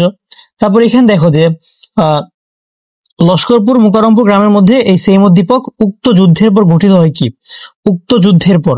সেখানে আমাদের দেখো প্রশ্নটা কিন্তু তোমার মোটামুটি ধরো যে একটা মানে আনক্লিয়ার একটা প্রশ্ন। ঠিক আছে, প্রথমে যেটা আমরা দেখে আসলাম এখানে কিন্তু অ্যান্সারটা জাতিপুঞ্জ।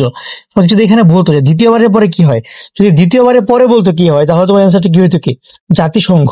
ঠিক আছে, আর যদি প্রথমবারের পরে কি হয় সেটা কি জাতিপুঞ্জ। এখানে কি তোমার এটা কি হয়েছিল ওয়ার্ল্ড ওয়ার ওয়ান এর টাইমে। নর্মালি কোয়েশ্চেনে ভুল থাকে না, মাঝে মাঝে একটু আনক্লিয়ার প্রশ্ন থাকে, সেগুলো তুমি বুঝে শুনে অ্যান্সার করবা যে কোনটা অ্যান্সার করলে তুমি বেস্ট আউটকাম পাবা।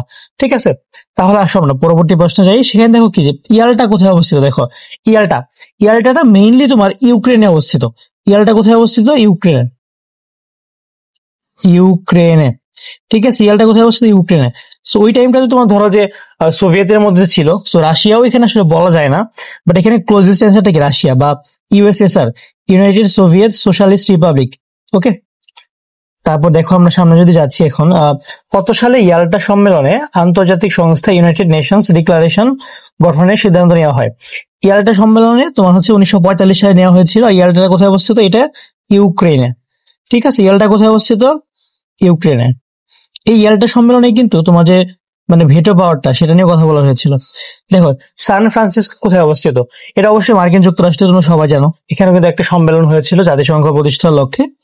তারপর দেখো এখানে যে জাতিসংঘের চূড়ান্ত ঘোষণা সম্পাদনের জন্য সান ফ্রান্সিসকো সম্মেলন কোথায় মানে কখন আহ্বান করা হয়? সেটা কি 25শে এপ্রিল 1945 সালে। ঠিক আছে, সান ফ্রান্সিসকো কোথায় অবস্থিত? এটা কোথায়? ইউএসএ তে। আর তোমার জাতিসংঘের কিন্তু চূড়ান্ত ঘোষণাটা, ঠিক আছে, জাতিসংঘ যে হবে তার চূড়ান্ত ঘোষণা কিন্তু এখানেই হয়েছিল। তারপর যদি দেখি আমরা যে সান ফ্রান্সিসকো সম্মেলনে কতটি দেশের প্রতিনিধিকে অংশগ্রহণের আহ্বান করা হয়েছিল? এখানে মোটামুটি টোটাল 46টা দেশের প্রতিনিধিকে ডাকা হয়েছিল। ঠিক আছে, এটাই কিন্তু তোমার হচ্ছে একটা মানে ফাইনাল একটা সম্মেলন হয়েছিল। ওকে, তারপর দেখো এখানে যে বৃহৎ রাষ্ট্রের ভেটো ক্ষমতা সম্পর্কে দীর্ঘ বিতর্ক শেষে কোন তারিখ থেকে জাতিসংঘের কার্যক্রম শুরু হয়? মানে হচ্ছে তোমার এই যে ভেটো, এই ভেটো জিনিসটা কি? দেখো ভেটো, এই যে ভেটো ওয়ার্ডটা এটা একটা ল্যাটিন ওয়ার্ড। ভেটো কোন ধরনের ওয়ার্ড? একটা ল্যাটিন ওয়ার্ড। ঠিক আছে, এই ভেটো ওয়ার্ডটার মানে কি? মানে হচ্ছে আমি এটা মানি না, আমি ইহা মানি না। এই ভেটো জিনিসটা কি আসলে? জাতিসংঘের যে সিকিউরিটি কাউন্সিল আছে, ঠিক আছে, সিকিউরিটি কাউন্সিল এই সিকিউরিটি কাউন্সিলে টোটাল যে 5টা দেশ আছে, পার্মানেন্ট মেম্বার টোটাল, ঠিক আছে। এই পার্মানেন্ট মেম্বার পাঁচটা, এই পার্মানেন্ট মেম্বার পাঁচটা যে একটা ক্ষমতা আছে, তারা যে কোনো সিদ্ধান্তের এগেইনস্ট একটা ভোট দিতে পারে, সেটাকে বলে কি ভেটো পাওয়ার। এই ভেটো পাওয়ারটা মানে হচ্ছে আমি হ্যাঁ মানি না, ঠিক আছে। সেটা করা হয়েছিল কবে? 24 অক্টোবর 1945 সালে। তারপর এখানে দেখেন যে জাতিসংঘের আদর্শে আস্থাশীল যে কোনো দেশকে সদস্য করে নিতে সাধারণ সভার কি পরিমাণ সদস্যের সমর্থন প্রয়োজন হয়? সেটা হবে তোমার 2/3, ঠিক আছে। যে কোনো একটা তোমার ধরো যে মানে আস্থাশীল যে কোনো একটা দেশকে তো সদস্য করে নিবে, সেখানে টোটাল তোমার 2/3 যদি ভোট থাকে এখানে, ঠিক আছে, তাহলে কিন্তু তাকে মেম্বার করে নিতে আর কোনো বাধা থাকছে না। তারপর দেখো এখানে জাতিসংঘের সনদ দ্বারা কতটি শাখার গঠনতন্ত্র এবং কার্যক্রম নির্ধারণ করা হয়? জাতিসংঘের সনদ দ্বারা টোটাল তোমার 6টা আছে, ঠিক আছে, 6টা শাখা আছে টোটাল। এই 6টা কিন্তু সিকিউর জন্য খুবই ইম্পর্টেন্ট, এই 6টা তুমি সিকিউর জন্য খুবই ইম্পর্টেন্ট, একটু ভালো মতো একটু পড়ে নিবা সবাই, ঠিক আছে। তারপর দেখো এখানে যে নিরাপত্তা পরিষদের ভেটো ক্ষমতাপ্রাপ্ত 5টি বৃহৎ রাষ্ট্র ছাড়াও কতটি অস্থায়ী রাষ্ট্র 2 বছরের জন্য নির্বাচিত হন? দেখো পার্মানেন্ট মেম্বার হচ্ছে তোমার নিরাপত্তা পরিষদে বা সিকিউরিটি কাউন্সিলে তোমার 5টা, ঠিক আছে, 5টা হচ্ছে পার্মানেন্ট। আর তোমার পার্মানেন্ট না, ঠিক আছে, অস্থায়ী, ওকে, সেগুলো হচ্ছে টোটাল 10টা। এটা কি চেঞ্জ হয় প্রতি বছর? কি এই নাম্বারটা, এই জিনিসটা কি চেঞ্জ হয়? এক এক দেশকে এই টাইম এই 10টা দেশ হিসেবে তোমার নির্ধারণ করা হয়, ঠিক আছে। এখানে বাংলাদেশও ছিল। তারপর দেখো যে জাতিসংঘের আন্তর্জাতিক আদালতে বিচারকের সংখ্যা কত? জাতিসংঘের যে আন্তর্জাতিক আদালত আছে সেখানে বিচারক থাকে টোটাল কয়জন? 15 জন, তোমার বইয়ে পাবা। তারপর দেখো এখানে যে জাতিসংঘের দৈনন্দিন কার্যক্রম পরিচালনা করার জন্য কার্যনির্বাহী সদর দপ্তর কোথায় স্থাপন করা হয়? এটা হচ্ছে নিউ ইয়র্কে, ঠিক আছে। জাতিসংঘের মেইনলি তোমার সদর দপ্তর যেটা, সেটা কোথায় অবস্থিত? নিউ ইয়র্কে। তারপর এখানে দেখো যে 1945 সালে জাতিসংঘের প্রতিষ্ঠা লগ্নে এর সদস্য রাষ্ট্রের সংখ্যা ছিল 51টি। যখন 45 সালে এটা প্রথম কাজ শুরু করলো তখন মেম্বার ছিল 51টি। বর্তমানে কতগুলো মেম্বার আছে দেখো, এখানে অপশন দেখলে পারবা, এখানে কোনোটাই না, এই অপশনটা হবে কি 193টা মেম্বার আছে টোটাল। তারপর এখানে দেখো যে বিশ্বের উদ্ভূত যে কোনো পরিস্থিতির মোকাবিলায় নিরাপত্তা পরিষদের কতটি স্থায়ী রাষ্ট্রের ভেটো প্রয়োগের প্রয়োজন হয়? এখানে হচ্ছে টোটাল 5টা, ঠিক আছে। পার্মানেন্ট হচ্ছে 5টা, আর হচ্ছে তোমার যেগুলো অস্থায়ী সেটা হচ্ছে 10টা, ওকে। পার্মানেন্ট কয়টা? 5টা। আর অস্থায়ী কয়টা টোটাল? অস্থায়ী হচ্ছে টোটাল 10টা, ওকে। তারপর দেখো এখানে যে 1971 সালে বাংলাদেশের মুক্তিযুদ্ধ চলাকালীন সময় পাকিস্তানের পক্ষে মার্কিন যুক্তরাষ্ট্র যুদ্ধ বন্ধের দাবিতে হুমকি প্রদান করলে বাংলাদেশের পক্ষে কোন দেশ ভেটো প্রদান করেছিল? সেটা কিন্তু দেখো এখানে ফ্রান্স হবে না, কোন দেশ, এখানে ফ্রান্সটা ভুল হয়ে গেছে, এটা অ্যান্সার হবে কি আমাদের রাশিয়া। আমরা সবাই জানি ওই টাইম কি ইউএসএসআর বা ইউনাইটেড সোভিয়েত সোশ্যালিস্ট রিপাবলিক, তারা কিন্তু আমাদের পক্ষে ভোট দিয়েছিল। কিন্তু কেন? তারা কি আমাদের ভালো চাইতে? আসলে না, তখন কি কোল্ড ওয়ার চলছিল, ঠিক আছে, কোল্ড ওয়ার বা স্নায়ু যুদ্ধ। সেটা তোমাদের পরবর্তী চ্যাপ্টার, তোমাদের এমসিকিউ দিয়ে বই চ্যাপ্টারেরও, সেই যে স্নায়ু যুদ্ধটা, স্নায়ু যুদ্ধের টাইমে তোমার ইউএস যেটা করে, রাশিয়া কি তার উল্টা কাজটা করে, ঠিক আছে, এই জন্য। তারপর দেখো এখানে জাতিসংঘ প্রতিষ্ঠা হয়েছিল কবে? এখানে যদি আমরা অপশন দেখি 1945 সালে হ্যাঁ, 1919 সালে না, 39 সালেও না, সো এটা অ্যান্সার হবে এইটাই। তারপর দেখেন এখানে যে জাতিসংঘে আমেরিকার প্রভাব কেমন? সবচেয়ে বেশি? অবশ্যই। সবচেয়ে কম? না। কোনো ক্ষমতা তা তো অবশ্যই না, সবচেয়ে বেশি। তারপর দেখো এখানে যে জাতিসংঘে শান্তি রক্ষায় সবচেয়ে বেশি অবদান আর কি, এটা এরকম একটা কোশ্চেন হয়েছিল, শান্তি রক্ষায় সবচেয়ে বেশি অবদান, সবচেয়ে বেশি অবদান কোন দেশের? এটা হবে অবশ্যই কি এখানে বাংলাদেশের। এখানে যে অপশনগুলো আছে এর মধ্যে অ্যান্সারটা কি হবে? বাংলাদেশের অবদানটাই সবচেয়ে বেশি। জাতিসংঘের সিদ্ধান্ত বাস্তবায়নে সমস্যা সৃষ্টি হলে এখানে কি বা সৃষ্টি করে কারা? নরমালি স্থায়ী সদস্য দেশগুলো, মানে কি যারা হচ্ছে P5 বা পার্মানেন্ট 5, ঠিক আছে। আফ্রিকার ঐক্য সংস্থা না, ইসলামিক সম্মেলন সংস্থা না, সেই অ্যান্সার কি এ নাম্বারটাই হবে। তারপর দেখো এখানে যে বর্তমান বিশ্বের সবচেয়ে বড় ও সবচেয়ে শক্তিশালী আন্তর্জাতিক সংস্থা কোনটি? এটা হবে কি জাতিসংঘ, ঠিক আছে। বিমস্টেক না, বিমস্টেক বিশ্ব ব্যাংক না, ইউরোপীয় ইউনিয়ন না, সবচেয়ে বড় কোনটা? জাতিসংঘ অবশ্যই। মস্কো ঘোষণার অল্পকালের মধ্যে মিত্রপক্ষীয় মহাজোটের প্রথম শীর্ষ সম্মেলন কোথায় হয়? এটা হয়েছিল ইরানের রাজধানী কোথায়? তেহরানে, ঠিক আছে।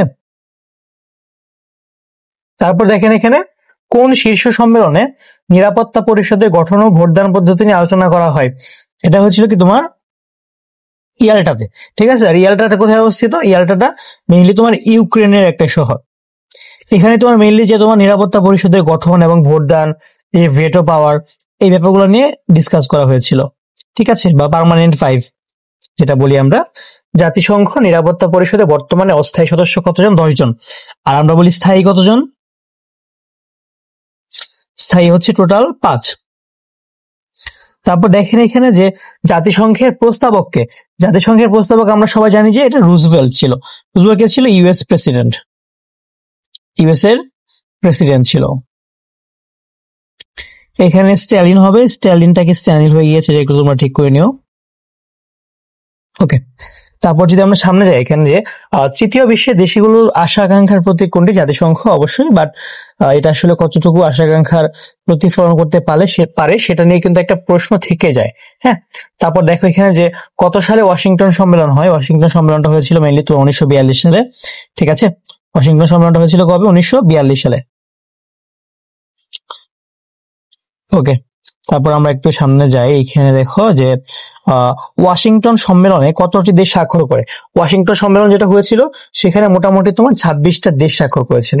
ওকে, সো আমাদের এখানে চ্যাপ্টারটা শেষ হলো, এন্ড কোল্ড ওয়ার নিয়ে আমরা কথাবার্তা বলবো পরবর্তী চ্যাপ্টারে। আর বিগত যে আমি ক্লাসগুলো নিয়েছি সেখানে আমি দুইটা জিনিস একটু গুলিয়ে ফেলেছিলাম, একটু ভুল করেছিলাম, এটা নিয়ে আমি একটা আলাদা ভিডিও দিব। তার আগে একটু বলে নেই, তোমরা একটু দেখে নিও যে আমি ট্রিপল যে অ্যালায়েন্স, ঠিক আছে, ফার্স্ট ওয়ার্ল্ড ওয়ারের, দেখো ফার্স্ট ওয়ার্ল্ড ওয়ারের যে ট্রিপল অ্যালায়েন্স যেটা, সেখানে আমি ভুল করে তোমার জার্মানিদের কথা বলেছিলাম, বা ট্রিপল অ্যালায়েন্সের যে ব্যাপারটা এখানে হবে তোমার কি, দেখো ট্রিপল অ্যালায়েন্স ছিল কি? জার্মানি, টার্কি বা অটোমান, আর ধরো যে তোমার এখানে ছিল আর অস্ট্রো হাঙ্গেরি বা অস্ট্রিয়া বলতে পারো তুমি, অস্ট্রিয়া হাঙ্গেরি যে এম্পায়ারটা ছিল। ঠিক আছে, এটা ছিল ট্রিপল অ্যালায়েন্স আসলে। আর ট্রিপল আতন্থ যেটা, সরি, তোমার এখানে দেখো ট্রিপল আন্তন যেটা,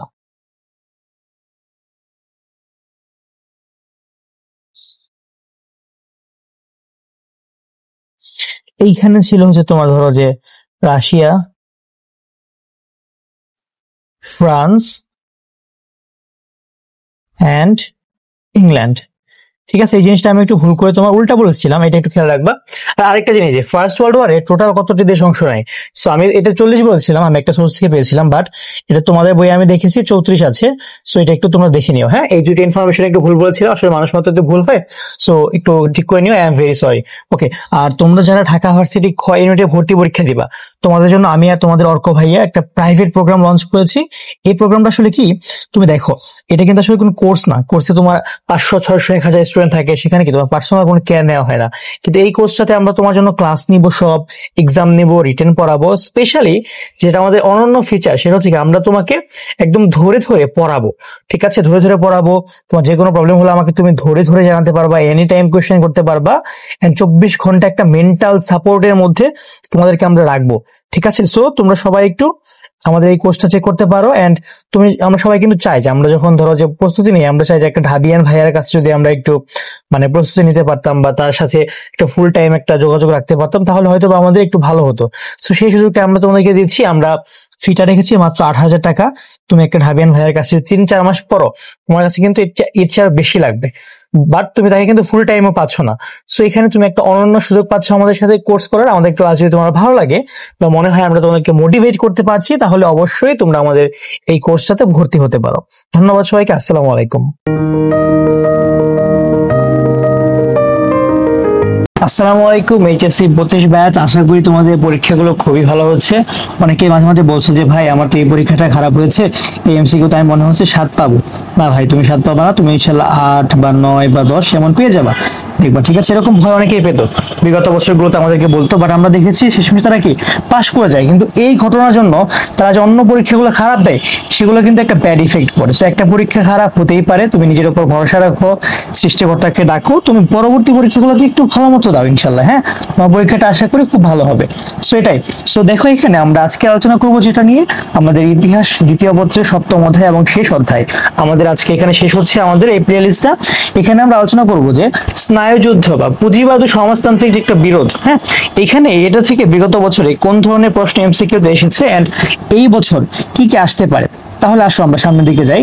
আসলে স্নায়ুযুদ্ধটা মেইনলি কি, তোমাকে আমি একটু বুঝাই। দেখো এখানে দেখো যে পুঁজিবাদ পুঁজিবাদ কি? পুঁজিবাদটা হচ্ছে তোমার ক্যাপিটালিজম। পুঁজিবাদটা কি? এটা হচ্ছে ক্যাপিটালিজম। ক্যাপিটালিজম জিনিসটা কি? তোমার এখানে ধনতান্ত্রিক যে সমাজ ব্যবস্থা, এখানে কি তোমার সম্পত্তির একটা ব্যক্তিগত মালিকানা থাকতে পারবে, ঠিক আছে, ব্যক্তিগত বা প্রাইভেট ওনারশিপ থাকতে পারবে, ব্যক্তিগত মালিকানা থাকবে তোমার সম্পত্তির। কিন্তু তোমার এইখানে যে সমাজতান্ত্রিক যে ব্যবস্থা, এখানে কিন্তু তোমার ব্যক্তিগত মালিকানা নাই, এখানে কি সামাজিক সামাজিক মালিকানা, ঠিক আছে। সো এখানে দেখো এই যে তোমার এই সমাজতন্ত্র কি বলে আসলে, যেমন একটা কথা আছে না যে কেউ খাবে তো কেউ খাবে না, তা হবে না তা হবে না, তাই না? সো এখানে এই সমাজতন্ত্রটা এই ধরনের একটা মেসেজ দেয় আমাদেরকে, ঠিক আছে। সো ওই টাইমে তোমার সেকেন্ড ওয়ার্ল্ড ওয়ার যখন হলো, ওয়ার্ল্ড ওয়ার টু, এই সেকেন্ড ওয়ার্ল্ড ওয়ার হওয়ার পরে পৃথিবীটা দুইটা ব্লকে ভাগ হয়ে গেল। কি কি ব্লক ছিল? একটা হচ্ছে তোমার এই ক্যাপিটালিস্ট, যেখানে ক্যাপিটালিস্ট বিশ্বের একটা ধারক এবং বাহক ছিল কি ইউএসএ, আর সমাজতন্ত্রের ধারক ও বাহক আমরা দেখতে পাচ্ছি প্রথম বিশ্বযুদ্ধের পর থেকে সেটা কি রাশিয়া বা ইউএসএসআর, ঠিক আছে, ইউএসএসআর বা রাশিয়া। সো স্নায়ুযুদ্ধটা আসলে কি, এখন আমরা সেটা বুঝি। ধরো তোমার একটা ফ্রেন্ড যার সাথে তোমার একটু শত্রুতা, ঠিক আছে, ধরো তুমি এ, তোমার ফ্রেন্ড হচ্ছে বি, তোমরা দুজন হচ্ছে একে অপরের সাথে কথা বলো না, ঠিক আছে, কথা বলতেছো না, বাট ধরো তোমার ফ্রেন্ড আরেকজনের সাথে ঝগড়া করতে গেছে, তুমি কিন্তু ডিরেক্ট ওই ঝগড়ার মধ্যে গিয়ে ইন্টারফেয়ার করবা, তুমি হচ্ছে মাঝখান থেকে অন্য মানে অন্যভাবে ইনডিরেক্টলি কিছু একটা করতে যাবা। এটাই হচ্ছে স্নায়ুযুদ্ধ, মানে কি যুদ্ধ যুদ্ধ ভাব, আর কোনো ডিরেক্ট যুদ্ধ হবে না, তোমরা দুজনে কি অন্য একটা দেশে গিয়ে যুদ্ধ করবা, অন্য একটা এই টাইপ, ঠিক আছে। এরকম অনেকগুলো যুদ্ধ হয়েছিল, যেমন কোরিয়া যুদ্ধ, তারপর তোমার হচ্ছে ভিয়েতনামের যুদ্ধ। এইসব দেশে কি তোমার ধরো রাশিয়া তারপর যুক্তরাষ্ট্র দুইটা দেশে গিয়ে তারা তাদের যে আইডিওলজি, যেমন যুক্তরাষ্ট্রের পুঁজিবাদ, রাশিয়ার হচ্ছে তোমার সমাজতান্ত্রিক যে আইডিওলজি, এগুলো প্রমোট করতে চেয়েছিল। ওকে, সো তোমরা আশা করি বেসিকটা বুঝতে পেরেছো। এখন আসলে আমরা সামনের দিকে যাই। এখানে দেখো যে কোল্ড ওয়ার শব্দের বাংলা কি? কোল্ড ওয়ার শব্দের বাংলা হচ্ছে স্নায়ুযুদ্ধ, ঠিক আছে, এটা একটা ইজি জিনিস, আমরা এটাকে বলে ফেললাম। কোল্ড ওয়ার শব্দের বাংলা কি? স্নায়ুযুদ্ধ, মানে কি যুদ্ধ যুদ্ধ একটা ভাব। তারপর এখানে দেখেন যে স্নায়ুযুদ্ধের কারণ কি ছিল। স্নায়ুযুদ্ধের কারণ কি ছিল আসলে দেখি, সমাজতন্ত্র প্রসারের ভীতি। হ্যাঁ, যুক্তরাষ্ট্র চাইতো না কোনোভাবে যে ওয়ার্ল্ডে বা স্পেশাল ইউরোপে সমাজতন্ত্র ছড়াক। ইরান সমস্যা না, এটা আসলে কানেক্টেড না। কমিউনিস্ট ভীতি, হ্যাঁ, এই সমাজতন্ত্র আর কমিউনিস্ট এটা কিন্তু সেম জিনিস। সোশ্যালিস্ট বা কমিউনিস্ট এটা কিন্তু সেম মোটামুটি মোরলেস, ঠিক আছে। দেখো সোশ্যালিস্ট অ্যান্ড কমিউনিস্ট, ওকে, তোমরা কিন্তু দেখে এসেছো এর আগে বলশেভিক যে বিপ্লবটা, সেটা কিন্তু এই কমিউনিস্ট আইডিয়ালস এর উপর ভিত্তি করে হয়েছিল। আচ্ছা, এখানে একটা উদ্দীপক আছে, আমরা একটু পড়ি এটা। দেখো, শফিক ও সাদ্দাম দুই ভাই, তারা দুজনেই শারীরিক ও আর্থিকভাবে শক্তিশালী, মাঝে মাঝে তাদের মধ্যে দ্বন্দ্ব হয়, কোনো এক সময় তাদের মধ্যে অন্তর্দ্বন্দ্ব শুরু হয় কিন্তু যুদ্ধের পর্যায়ে পৌঁছে না। তাদের দুই ভাইয়ের আবার দুপক্ষে অন্যান্য ভাইয়েরা যোগ দিয়েও এই দ্বন্দ্বের মাত্রাটা বৃদ্ধি করে। কখনো কখনো এক ভাই আরেক ভাইয়ের বিরুদ্ধে অভিযোগ আনে। উদ্দীপকের শফিক ও সাদ্দামের মতো পাঠ্য বইয়ের কোন দুই রাষ্ট্রের কথা বলা হয়েছে? আমরা কিন্তু ইজিলি বুঝতে পারছি এটা পড়ে যে এখানে আমাদের সোভিয়েত ইউনিয়ন এবং আমেরিকার যে স্নায়ুযুদ্ধটা বা কোল্ড ওয়ারটা, কোল্ড ওয়ারের কথাটাই কিন্তু মেইনলি বলা হয়েছে। ওকে, তারপর একটু দেখেন এখানে আমাদের ব্যাপারটা যে উক্ত রাষ্ট্রের মধ্যে দ্বন্দ্ব অবসানের কারণ কি? তাদের দ্বন্দ্বটা অবসান হয়েছিল কবে? 1991 সালে, ঠিক আছে, 1991 সালে। তখন রাশিয়ার যে প্রেসিডেন্ট, তখন তার নাম কি ছিল, বা সোভিয়েত লাস্ট যে প্রেসিডেন্ট গর্বাচেভ, তিনি কি করেছিলেন? তিনি কি ইউএসএসআরটাকে ভেঙে ইউনাইটেড সোভিয়েত সোশ্যালিস্ট রিপাবলিক বা সোভিয়েত ইউনিয়নটাকে ভেঙে তিনি কি করেন 15 কান্ট্রিজ বা 15টা দেশে জন্ম হয়েছিল। সো ওই টাইমে কিন্তু এই সমস্যাটা সমাধান হয়ে যায়। উক্ত রাষ্ট্রের মধ্যে সমস্যা অবসানের কারণ কি? মানসিক পরিবর্তন একটা আছে, অবশ্যই আঞ্চলিকতাবাদ না।